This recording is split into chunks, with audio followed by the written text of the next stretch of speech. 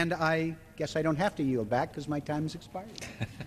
The gentleman from Washington. Mr. Speaker, I'll reserve my time. I'm the last speaker on this side.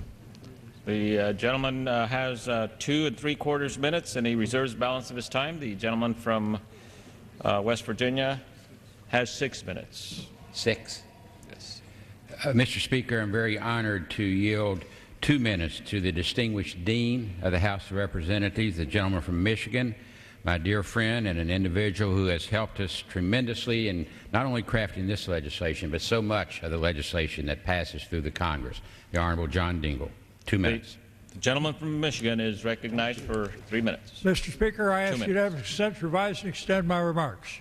Without objection. I begin by thanking my dear friend, the great chairman of the committee, my good friend from West Virginia, Mr. Nicky Joe Rahal. Thank you. This is a great bill, and I rise in support of it. And I thank you for what you have done for me and my people in Monroe and Monroe County, Michigan, in setting up the Raisin National Battlefield Park in this legislation. This is a proposal which has the strongest possible support from all of the people in the area, and it will preserve a battleground from the War of 1812, which was the major engagement west of the Appalachian Mountains. Americans there suffered a devastating military defeat. Out of better than 1,000 American regulars and militia who participated in the battle, only 33 escaped death or capture. The future President of the United States, then General William Henry Harrison, described the loss at the River Raisin as a national calamity.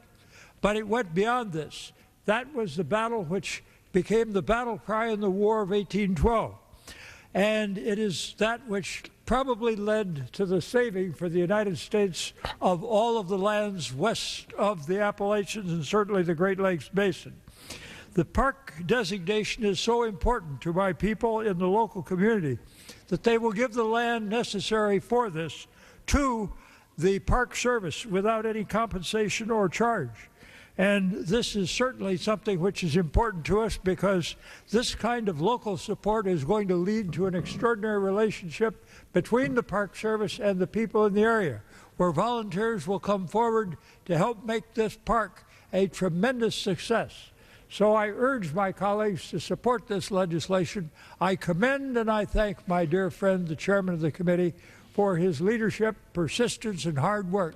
This is getting this legislation to this point where it is going to the White House is an extraordinary accomplishment and shows extraordinary dedication and persistence by my dear friend, the chairman. I want to say that this is going to be a great piece of legislation. It is a great event in the history of the country, and I am proud of my dear friend.